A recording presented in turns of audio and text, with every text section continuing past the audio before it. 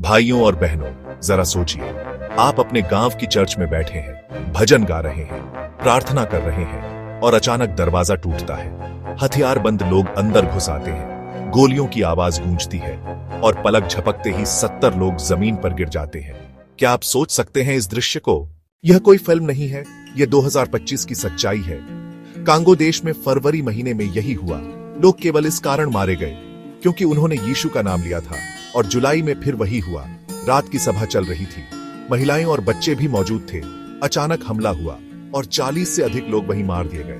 अब जरा नाइजीरिया की घटना सुनिए। जून की रात, पूरा का पूरा गांव जलकर राख हो गया। 100 से अधिक मसीही मार दिए गए। 3000 लोग अपने घरों से बेघर हो गए। माएं अपने बच्चों को छाती से चिपकाकर भागी और उनके होठों पर अब भी एक ही नाम था, यीशु। सीरिया के दमिश्क में मार एलियास चर्च, लोग शांति के लिए इकट्ठे हुए थे। आत्मघाती हमला हुआ, बम फटा, गोलियां चली, 30 लोग वहीं मर गए, 50 से अधिक घायल हुए। जो शांति की तलाश में आए थे वे लहूलुहान होकर गिर गए। भारत के छत्तीसगढ़ राज्य में भी 2 निर्दोष ननों को पुलिस ने गिरफ्तार कर लिया। उन पर झूठे आरोप लगाए गए, धर्मांतरण और मानव तस्करी का, जबकि उनके पास सारे कागजात मौजूद थे। फिर भी उन्हें जेल में डाल दिया गया।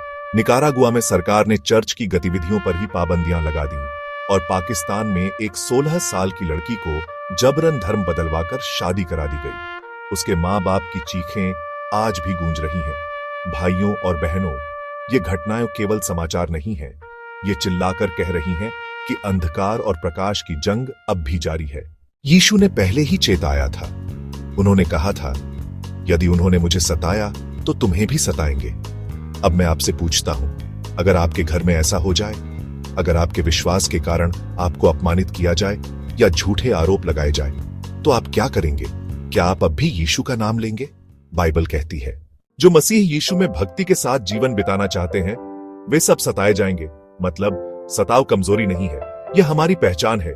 याद करो, जब यरूशलेम में विश्वासियों को सताया गया तो वे अलग अलग जगह चले गए, लेकिन जहां भी गए वहां यीशु का संदेश फैलाया। शैतान ने सोचा कि कलीसिया टूट जाएगी, लेकिन उल्टा वह और फैल गई। यीशु ने कहा, धन्य हो तुम जब मेरे कारण लोग तुम्हें सताएं, आनंदित रहो क्योंकि स्वर्ग में तुम्हारा प्रतिफल बड़ा है। भाइयों और बहनों, आज की ये घटनाएं संसार को चेतावनी दे रही हैं कि परमेश्वर को ठुकराओ मत, और हमें आशीष दे रही हैं कि हम सही मार्ग पर हैं। इसलिए मत डरो, चाहे मजाक उड़ाया जाए, चाहे झूठे आरोप लगाए जाए, चाहे सत्ता और समाज दोनों खिलाफ खड़े हों। याद रखो, यीशु ने कहा है, देखो मैं जगत के अंत तक सदा तुम्हारे संग हूं, और जब स्वर्ग का प्रतिफल मिलेगा तब ये आंसू मिट जाएंगे। आओ हम प्रार्थना करें। हे प्रभु, हमें साहस दे कि हम तेरे नाम के कारण पीछे न हटें। जो आज सताव झेल रहे हैं उन्हें तुझ में स्थिर बना और संसार की आंखें खोल, ताकि देर होने से पहले वे सत्य की ओर लौट आएं। आमीन।